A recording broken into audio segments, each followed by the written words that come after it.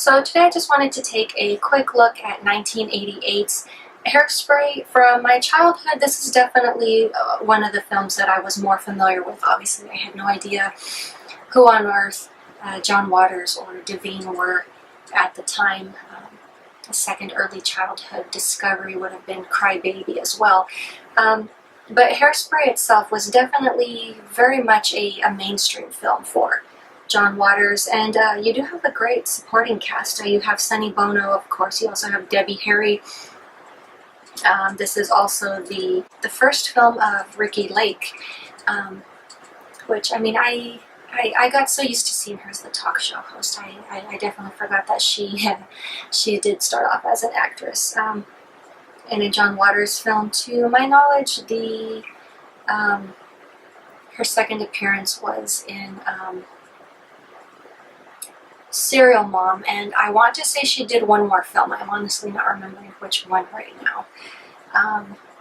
But yeah, this is definitely a very fun film. So you have Devine playing more of a supporting role. She appears more as Edna Turnblad, which she is pretty much just playing Ricki Lake's mom, Tracy Turnblad. So I definitely love more of this this period piece turn or spin that John Waters started doing more toward that 90s era, like late 80s, mid 90s. I love all of the vintage stuff, and you know, he definitely very much pulls it off very well. Obviously, the dialogue in this one was not as outlandish as his other films, but you still do have some crazy scenes here and there. But basically, I guess you could say this was the era of the dance show, and Tracy very much wanted to audition and become part of that world. She eventually becomes a star, and we have this, I guess you could say, this crazy rivalry going on with Vilma Van Tussle, played by Debbie Harry, and of course her daughter. So they pretty much want to regain her daughter's position, which had been stolen away from Tracy. We also have, once again, the social commentary, which I mentioned. John Waters, at times he actually does have something to say. This obviously touches on the topic of racism and interracial couples.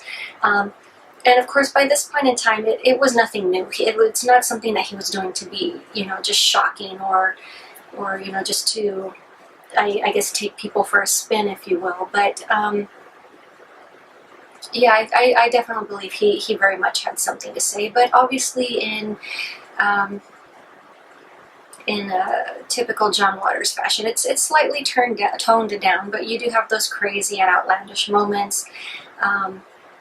You know, you do have a few scenes which potentially just mildly scrape by on the vulgar, but not entirely. But yeah, I mean, it's definitely a lot of fun. It can almost pass for a family film if you didn't know any better. Definitely if you're not familiar with the Waters reputation. But yeah, there are definitely scenes in there which definitely keep it PG-13. Obviously, we're not taking a look at the 2007 remake. But yeah, I mean, this was definitely a great deal of fun. I really don't feel I have to go into too much detail. I'm pretty sure, even if you've never even seen the original Hairspray, you've probably seen the remake. The remake, honestly, I don't think ill of it. It turned out to be a lot better than I thought it would have been. It was a very cute movie, clean, it was polished up, but it doesn't have that Waters flair, you know? But yeah, I definitely love this film. It's just, I really don't want to go into too much detail on this. Like I said, I feel it's one that we've all seen, or at least are very familiar with. So ironically enough, Ricki Lake, who her character was a chubby girl. Obviously, the character needed to maintain a certain weight because You know, obviously there were, I guess you could say, weight issues, which were also involved. Obviously, she was playing a big girl. She was from a big family. She needed to remain a big girl throughout the course of the film, but due to the, I guess you could say, the intensive dance training that she underwent for this film, she actually began rapidly losing weight. So she actually had to eat like crazy, ironically, in order to keep her weight up. Which is rather ironic because most girls kill themselves to lose weight, not keep it on, which I find rather ironic. But yeah, I think she plays extremely well alongside Devine as her daughter. And to quickly correct myself from earlier, this is actually John Waters' first and only PG-rated film.